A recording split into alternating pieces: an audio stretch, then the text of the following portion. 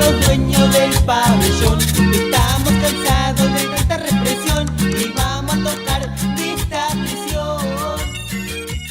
En un vuelo regular de Comodoro Rivadavia a Buenos Aires, el vuelo 811, fue interceptado al salir de Trelew, una vez que el avión ya había cerrado sus puertas, por un grupo armado y uniformado de 10 personas, quienes bajo el pretexto de hacer una inspección a bordo del avión, pararon el avión y hicieron bajar la escalerilla. La fuga fue una fiesta. Sabíamos que nos estábamos jugando el pellejo, pero al mismo tiempo la relación costo-beneficio era maravillosa, porque sabíamos las consecuencias políticas que verdaderamente luego tuvo. Una vez que subió esta gente desde la torre del avión, se vio que estaban apuntando al comandante, quien comunicó que proseguía su viaje con rumbo desconocido. A las 19:36 recibimos la información de que salía con rumbo desconocido, y a las 19:45 nos informaron desde el avión que el avión se dirigía a Puerto Montt, en Chile. Decidimos enseguida, a los pocos días, estar ahí, que había que fugarse y que había que diseñar un método de fugarse de adentro hacia afuera. La ventaja o desventaja, que ambivalente la cosa, era que estaba lejos, ¿no?, a 1500 kilómetros de Buenos Aires, en lo que los militares pensaban que era algo como Siberia, de lo cual era difícil, técnicamente muy difícil, por no decir imposible, penetrar en la cárcel. Y me llama Mario y me dice, parece que la defensa que hicimos tuvo un efecto fantástico. Le digo, pero ¿cómo ya lo que presentamos en el juzgado ya lo han contestado? Y se ríe y me dice, no, directamente se fugaron. Y era el mediodía y nos fuimos a festejar y creo que nos tomamos todo lo que había para ese día y por una semana más creo que nos emborrachamos. Cuando vos te estás fugando, vos ya recuperaste la libertad, porque estás haciendo la tuya y ya no sos más la de ellos. Ya no sos un prisionero en el momento que te estás fugando, aunque te vuelvan a agarrar.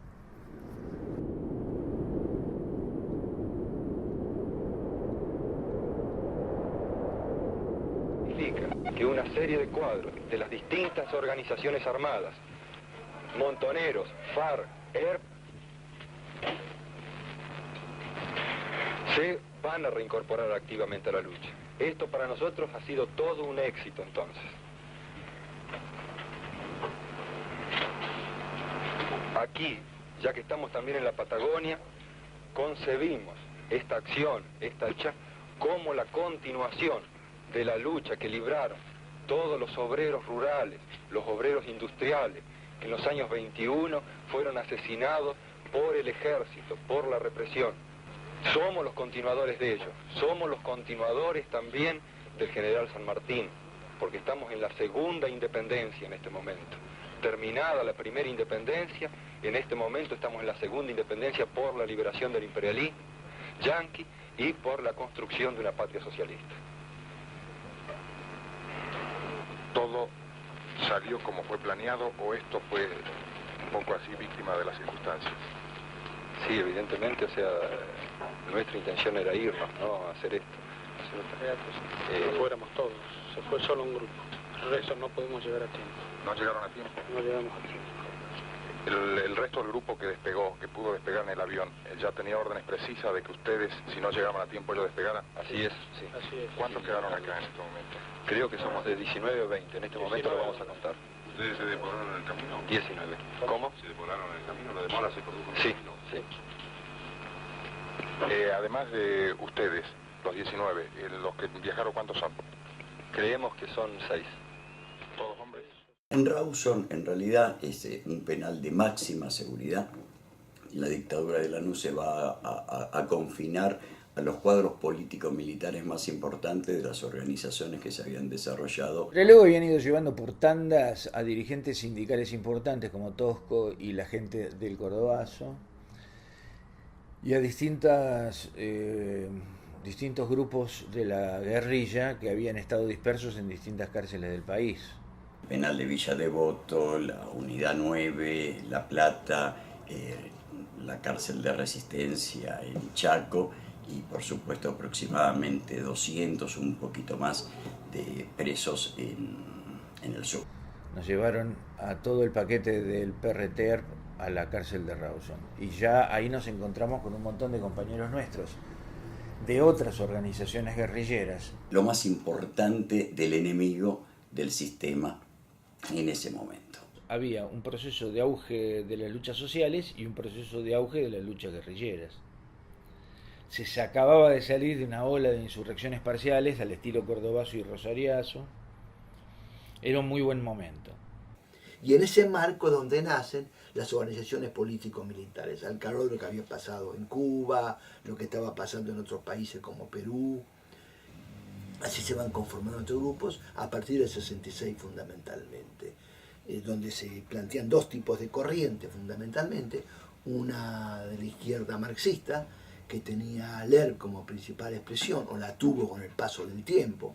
El regreso de Perón fogonea permanentemente a los sectores de la izquierda peronista, o del peronismo revolucionario así en general, y la izquierda marxista, organizada tanto en partidos políticos o en pequeñas agrupaciones no armadas como en organizaciones que retoman las tradiciones marxistas y particularmente algunas tradiciones que están impresas en el corazón de la Revolución cubana. Las masas en realidad aspiraban a la unidad de los revolucionarios, que era sinónimo de revolucionarios armados, ¿no? Entre la EU se dio un objetivo mínimo, que era la libertad de los presos, en la cual todos coincidían. Bueno, eso hizo posible la cooperación entre la EU. Y así creo que cuanto mayor aspectos comunes podamos desarrollar, más fácil será construir la identidad, o la unidad mejor dicho. Esto nos lleva a pensar que la tarea de la unidad no es un día determinado, que la tarea de la unidad es de todos los días, y la unidad se construye cotidianamente. Se construye cotidianamente en base a dos cosas, los puntos programáticos y las acciones que hay que desarrollar en función de esos puntos programáticos.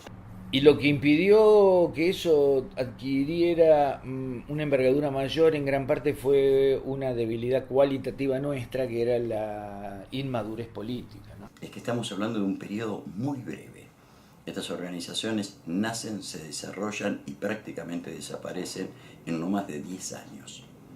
O sea, es un nivel de intensidad del accionar político, del accionar militar, del ida y vuelta con vastos sectores de la sociedad, como nunca antes había dado en la Argentina contemporánea. Creo que había una masiva adhesión a los actos de violencia revolucionaria realizados por la guerrilla. La gente en la cabeza los unificaba con las acciones no armadas, de carácter insurreccional, de carácter sindical, de carácter territorial.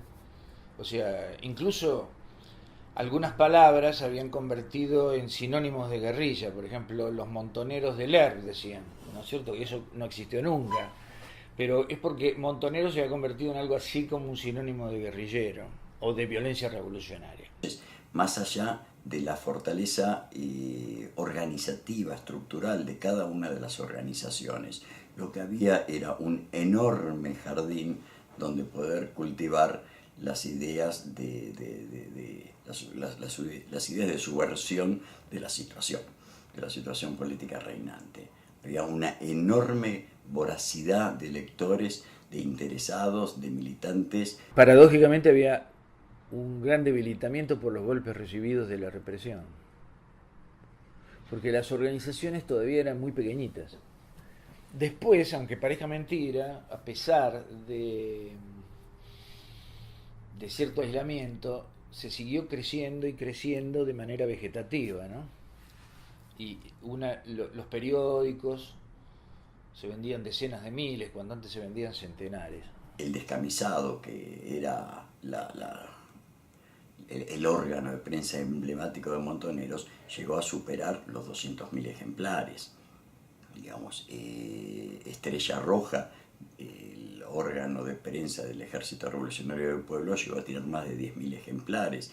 El Combatiente, el órgano central del PRT, llegó a tirar más de 25.000 ejemplares. La vindicta pública deberá alcanzar también a quienes con su prédica insidiosa, amparados en una libertad de la que se burlan, día a día contribuyen a alentar el empleo de la violencia para solucionar los graves problemas que enfrentan el país y su pueblo, y a desenmascarar de una vez por todas a los grupos criminales e irresponsables que con sus cómplices, directos o indirectos, solo pretenden el triunfo de ideologías extrañas al sentir nacional por medio del asesinato y el pillaje. La vía no la ponemos nosotros, la vía la pone el régimen, cuando proscribe la voluntad del pueblo, cuando impide que el pueblo pueda elegir libremente a sus gobernantes. Nosotros entendemos que está suficientemente demostrado que el régimen siempre va a tener alguna trampa, y no casualmente, sino porque necesitan las clases dominantes mantener una situación de privilegio sobre el pueblo explotado. El problema de la violencia no es un problema que lo impongamos nosotros.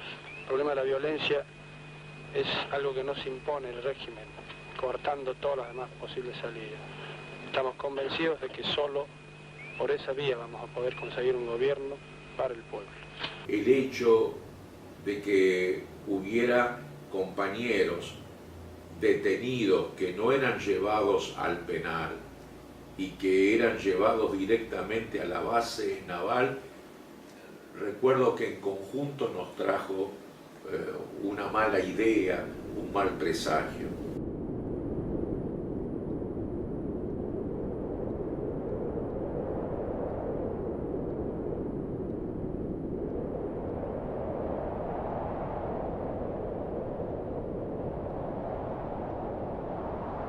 Junta de comandantes en jefe, cumpliendo un deber ineludible para con los servidores del orden, ordenó esta exposición para hacer conocer la realidad de los trágicos sucesos de Rawson y Trelew. Son las 6 de la tarde, hace escasos 20 minutos que descendimos del avión. Estamos en Trelew, provincia de Chubut. Aquí esta madrugada se registró un luctuoso suceso. Los extremistas que estaban detenidos en la base aeronaval, aquí en la zona militar, a escasos kilómetros, en la base aeronaval Marcos Sar, intentaron copar la sala de armas de esta base y 14 de ellos fueron abatidos, en tanto los restantes quedaron heridos. Ningún medio da la versión real de los hechos, ¿no? Empiezan como a esconderse detrás de las versiones burdas, pero que los medios de comunicación aceptan, como en general han aceptado los medios de comunicación todas las mentiras, todas las excusas, todos los siniestros relatos. La fuga fue una derrota política gravísima por parte de la dictadura. La dictadura lo agigantó de alguna manera con un error estratégico que comete, que es el asesinato de los compañeros, creyendo que de esa manera podían asustar, limitar, desorganizar a lo que se estaba pasando, pero creo que no dieron cuenta que ya el nivel de lucha había superado ciertos límites y el efecto era exactamente contrario. Debo decir que el asesinato de los compañeros fue en parte reflejo de ese golpe político, porque ellos sacaron como conclusión de que que el golpe político era un golpe irreversible, entonces abandonaron todo esfuerzo por recuperar consenso y dieron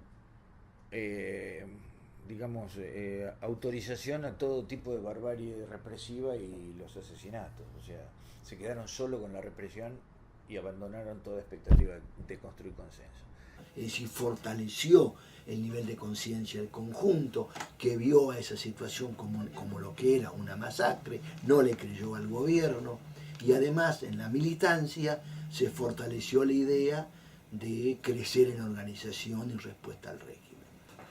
La masacre de Trelew hay que inscribirla en una matriz más amplia que se viene reiterando empecinadamente a lo largo de la historia argentina, donde existe un sector popular que le intenta disputar en las calles la hegemonía a las clases dominantes en un determinado momento.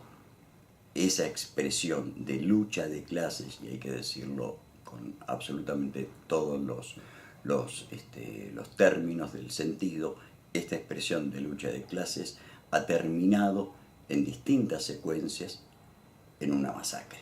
No solo mostraron ser políticamente tontos y muy torpes y militarmente incompetentes, sino que además una manga de asesinos que matan gente desarmada y rendida, ¿no? O sea, son históricamente las generaciones venideras van a escupir sobre la tumba de estos militares, ¿no? Como el paradigma de lo que puede ser una persona canalla a cargo del Estado de un país.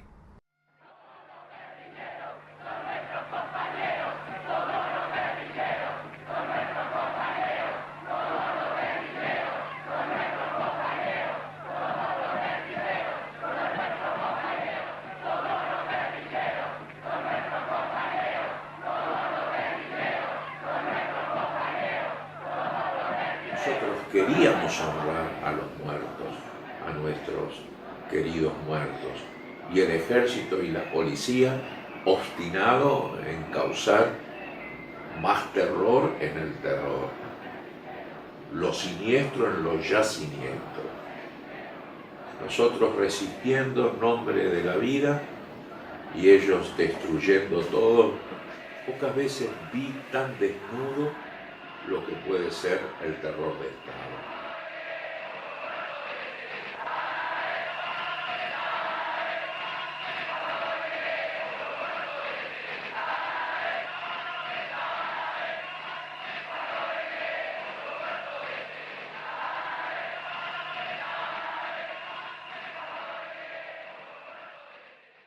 Los proyectos políticos separados de los proyectos militares, podía estar la política unida a lo estrictamente militar o no.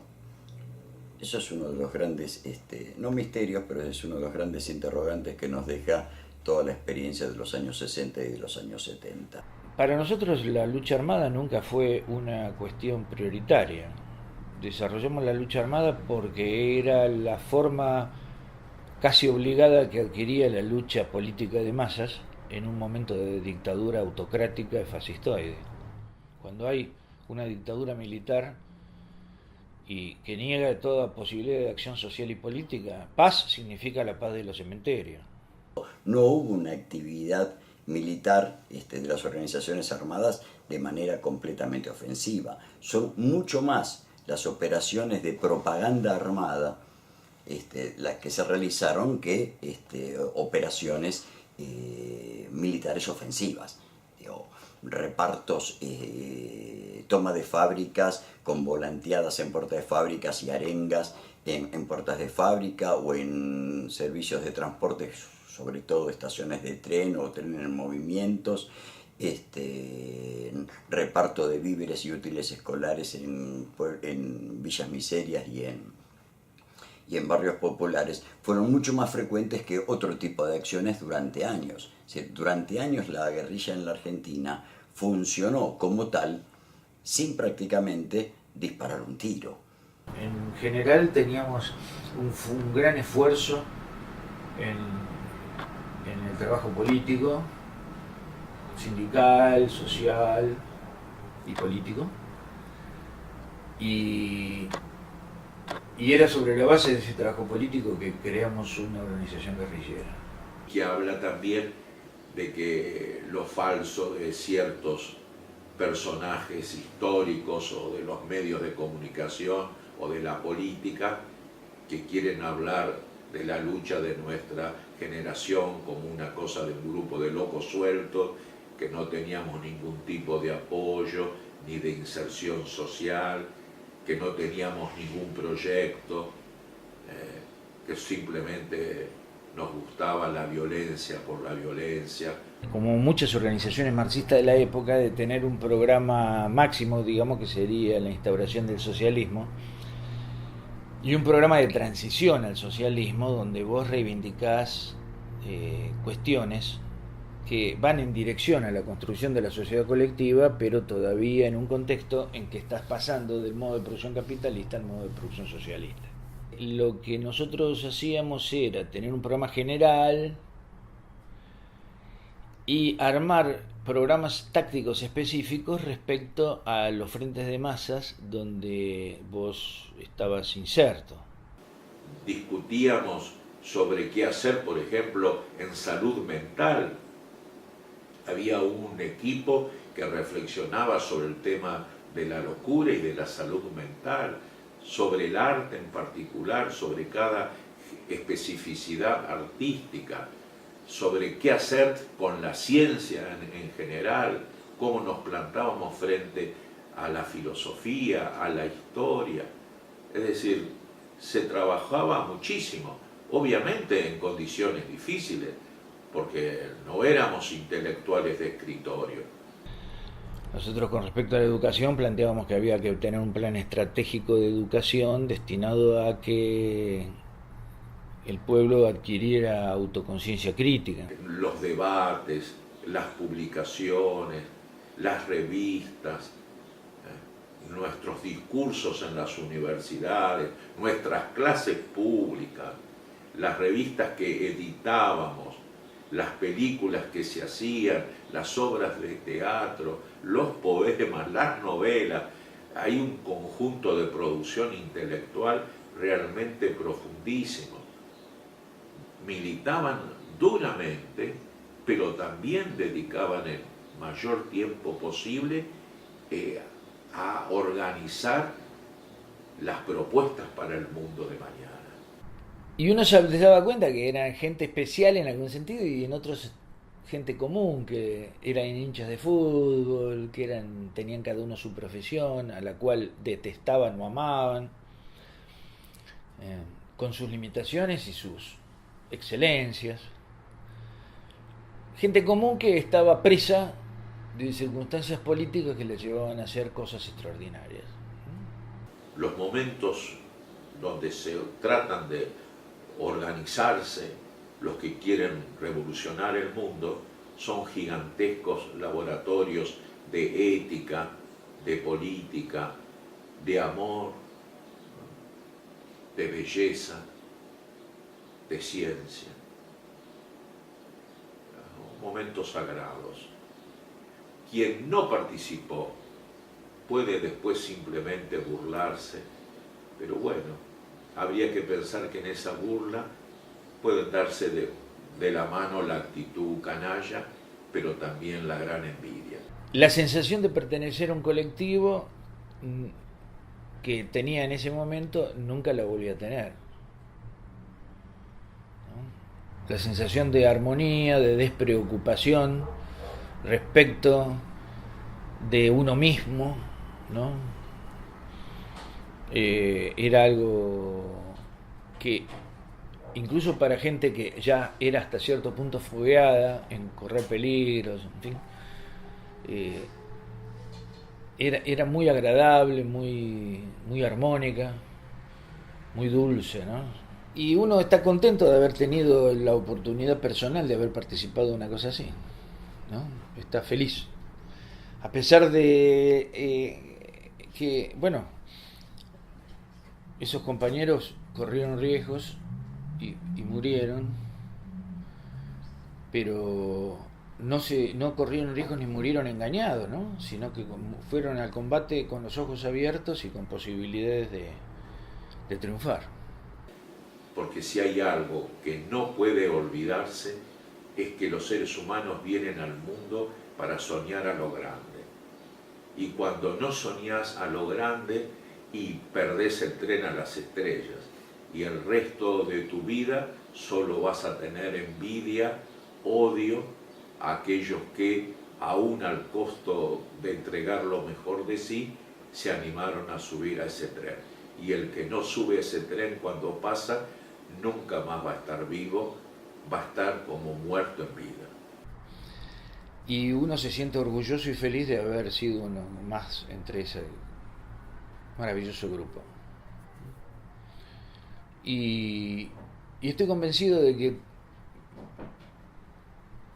la vida le da esa oportunidad a todas las generaciones. Así que estoy impaciente por ver qué pasa con esta.